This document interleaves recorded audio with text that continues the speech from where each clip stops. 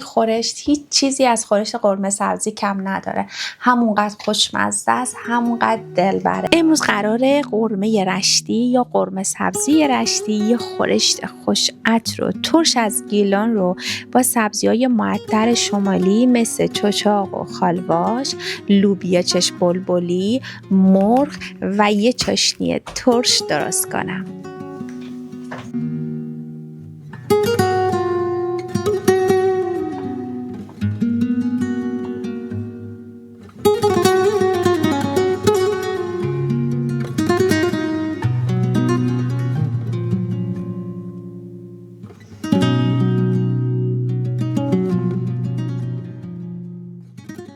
سلام دوستان، حالتون چطوره؟ به یکی دیگه از ویدیوهای خوشمزه کانال من خوش اومدید.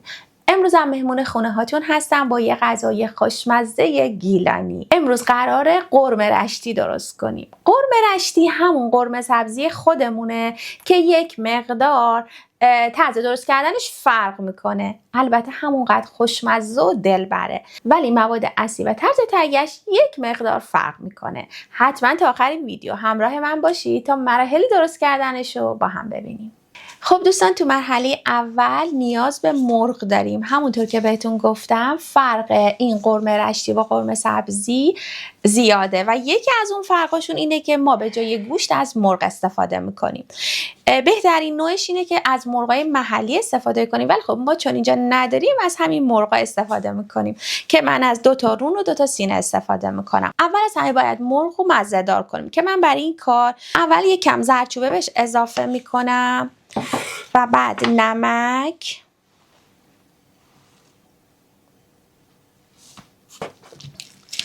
و همینطور فلفل.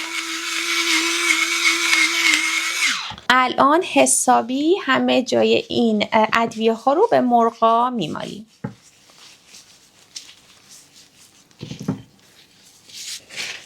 قبل از اینکه بریم پای گاز بهتون بگم که نیاز به یه پیاز درشت داریم که شما اون پیاز رو بهتره که یا خیلی ریز و نگینی خورد کنید و یا اینکه مثل من رنده درشت کنید. من الان مرغ آماده کردم، بریم پای گاز تا مراحل بعدی رو اونجا با هم ببینیم. وقتی روغن داغ شد داخل یه مایتابه مرغا رو سرخ میکنیم. احتیاج نیست خیلی سرخ کنیم، من گفتم سرخ میکنیم همین که یه مقدار تفتش بدیم که هر دو طرفش طلایی باشه کافیه.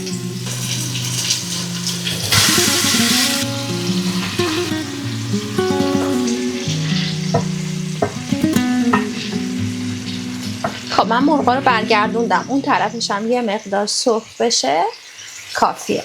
خب تو این فاصله که گذاشتیم مرغ تا خوب سرخ بشه یه دونه پیاز درشته که رنده کرده بودم با یه مقدار روغن خوب تفت میدم. همینطور که پیاز رو دارم تفت میدم مرغم داره این طرف سرخ میشه.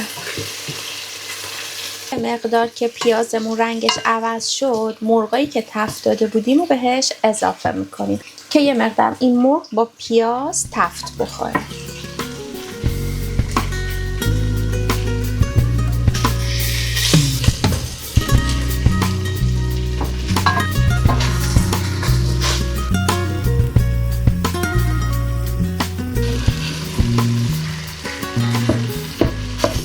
دوستان توی این فاصله قبل از اینکه بریم سراغ سبزی خورشتمون میخواستم چند تا نکته بهتون بگم. اول از همه که سبزی خورشت قرمه ما همون سبزی قرمه سبزیه و البته که توی گیلان این سبزی مخصوص شماله، یعنی سبزی خالواش و چچاق هم بهش اضافه میکنن.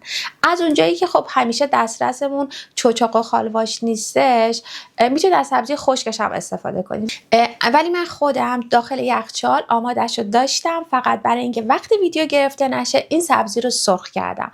دقیقاً به روش سبزی قرمه سبزی میتونید سرخش کنید. فقط چیز مهمی که بعد بهتون میگفتم اینه که اصلا راجع به اینکه حتما باید داخلش خالواش و چچاق باشه وقتی تو دسترستون نیست میتونید همون سبزی قرمه سبزی همیشگی رو بهش اضافه کنید. بریم پای گاز که من میخوام سبزی سرخ شده‌مو بهتون نشون بدم. خب توی این فاصله من سبزی قرمه سبزیرم سرخ کردم تا وقت ویدیومون زیاد گرفته نشه. سبزیارم همونطور که بهتون توضیح دادم درست کردم و با یه مقدار روغن سرخش کردم. خیلی دوست دارن که سبزیشون زیاد سرخ نشه، ولی من دوست دارم یه مقدار رنگش تیره بشه، به خاطر همین من یه مقدار بیشتر سرخش کردم. تقریبا دیگه الان سبزیمونم حسابی سرخ شده و آماده است. من یه مقدار شنبلیله خشک داشتم بهش اضافه کردم که توی ویدیو الان میتونید ببینید. الان دیگه آماده است و من میخوام به مرغمون اضافهش کنم. خب بریم سراغ مرغ ببینیم چی شد، برمیگردیم. خب الان دیگه آماده است. مرغ و پیاز حسابی تفت خوردن. توی این فاصله من یه مقدار حدوداً 1 قاشق پر رب گوجه بهش اضافه میکنم. ربم باید قشنگ با این پیاز تفت بدیم. حواستون باشه حرارت رو پایین بیارید تا رب نسوزه. یه گوشه قابلمه رب رو تفت میدم و بعد با همه مواد قاطی میکنم. وقتش رسیده که سبزی قرممون رو بهش اضافه کنیم. سبزی قرممون هم که این طرف آماده شده. الان سبزی رو بهش اضافه میکنم.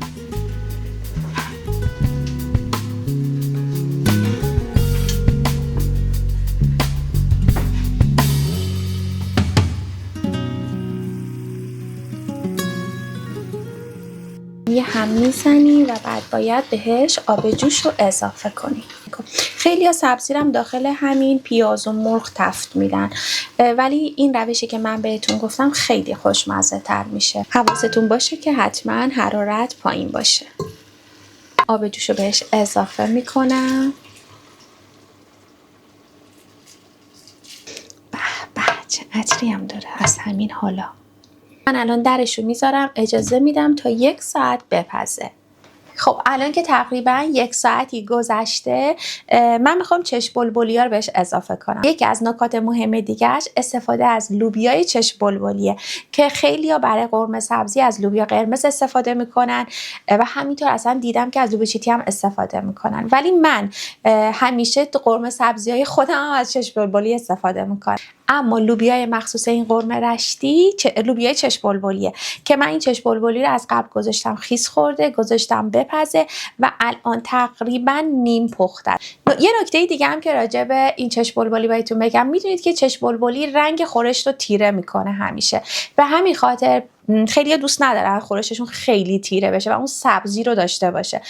بهتره که چشم بلبلی ها رو قبل بپزید و بعد به خورشتمون اضافه کنید. همونطور که دارید میبینید من آبش رو گرفتم، الان آماده است و میخوام برم تا به خورشتم اضافه کنم. الان حدوداً 1 ساعتی گذشته و من میخوام چشم بلبلیایی که از قبل گذاشتم پخته رو بهش اضافه کنم.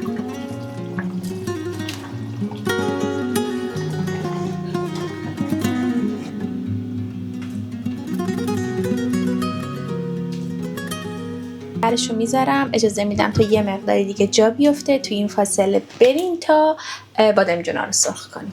خب الان رسیدیم به قسمت خوشمزه غذامون که این خورشت قرمه بدون بادمجون و گوجه اصلا نمیشه. حتما باید کنارش بادمجون سرخ کرده داشته باشیم که من اینجا از بادمجونای قلمی استفاده میکنم. پوستشو بگیرم و به چند قسمت برش بزنم و سرخش کنم. همونطور که بهتون گفتم این خورشت هیچ چیزی از خورشت قرمه سبزی کم نداره. همونقدر خوشمزه است، همونقدر دلبره. یعنی باید حتما 1 بار اینو درست کنید تا بفهمید من چی میگم. بادمجونا رو که پوست گرفتیم یه مقدار نمک روش میریزم، میذارم تا اون تلخی بادمجون گرفته بشه و بعد آماده است تا سرخش کنیم.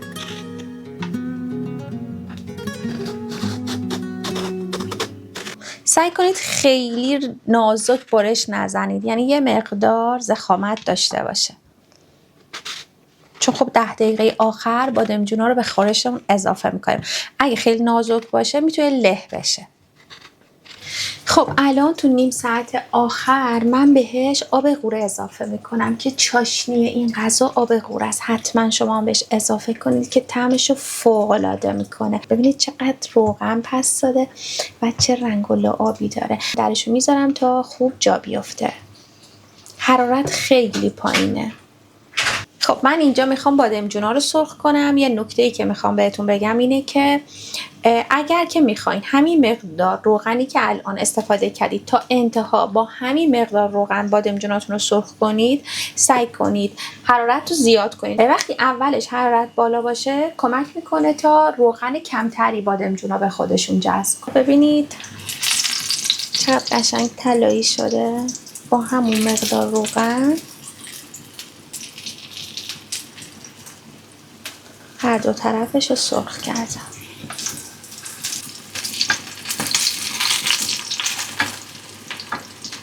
من همینطوری بقیه بادمجونا رو هم سرخ میکنم و برمیگردم. گوجه ها رو هم نباید خیلی ریز برش بزنید، تقریبا این اندازه کافیه. اجازه میدیم گوجه هم سرخ بشن و دیگه کارمون تموم. خورشت قرممون هم خوب جا افتاده، حسابی لابدار و ببینید چه روغنی هم از خودش پس داده. خب تو 10 دقیقه آخر که آماده شد، بادمجونایی که سرخ کرده بودیم همراه گوجه‌ای که سرخ کردیم و روی این قرممون میذاریم.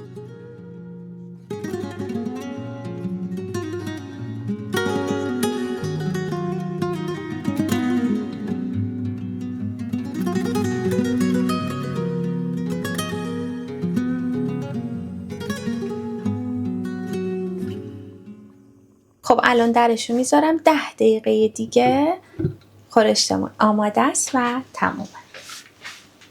دوستان قبل از اینکه غذا رو سرو کنم میخواستم چند تا نکته بهتون بگم. اگه دوست دارید واقعا یه خورشت قرمه خوشمزه داشته باشید، این چند تا نکته بهتون کمک میکنه. اول از همه که اگه میخواید واقعا قرمه سبزیتون جا افتاده و لعابدار باشه، حتما پیازش رو رنده. دومین نکته اینه که توی سبزی قرمه سبزی سعی کنید از اسفناج استفاده کنید. اسفناج باعث لعابدار شدن قرمه سبزیتون میشه. همینطور از شنبلیله به مقدار کمتری استفاده کنید. من مقدار تمام مواد و همچنین سبزیجاتش رو براتون می‌نویسم. شنبلیله زیاد باعث تلخ شدن قرمه سبزیتون میشه. خب خیلی سوال میکنن گاهی اوقات چرا قرمه سبزی ما تلخ میشه؟ دلیلش همون استفاده بیش از اندازه شنبلیله است. امیدوارم که با این ویدیویی که براتون آماده کردم تونسته باشم بهتون کمک کنم تا یه قرمه سبزی خوشمزه و جا افتاده داشته باشید.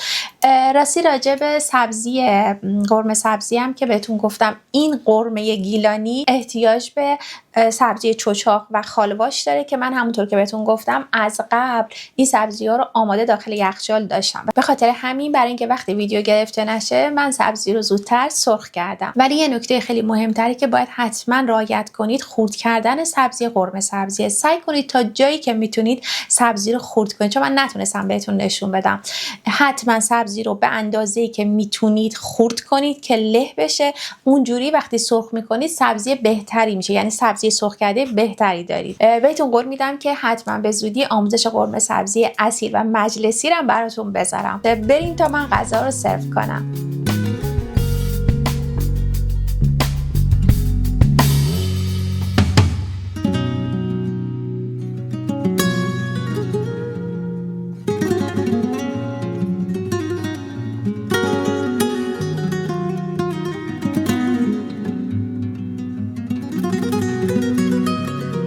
خب دوستای عزیزم، اینم از غذای خوشمزه ما، خورشت قرمه رشتی، یه غذای گیلانی خوشمزه. بهتون قول میدم اگه شما یه بار این غذا رو درست کنید عاشقش میشید.